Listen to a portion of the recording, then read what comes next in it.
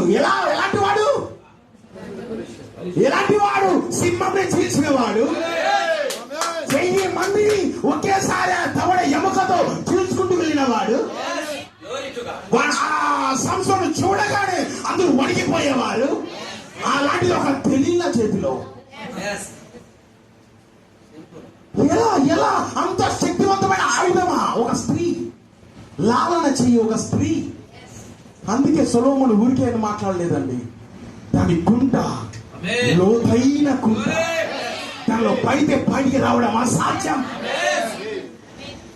అందుకే మన కేవలం దేవుడు కన్నులు మాత్రమే ఇవ్వలేదండి, హృదయములకు కూడా కన్నులు ఇచ్చాడు.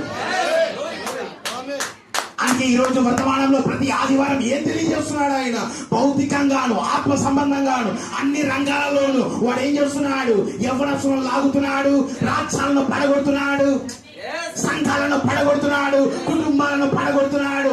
అన్ని రంగాలలోనూ వాడు వెనక ఉండి మభ్యపరుస్తూ దాస్తత్వంలోకి లాగుతున్నాడు.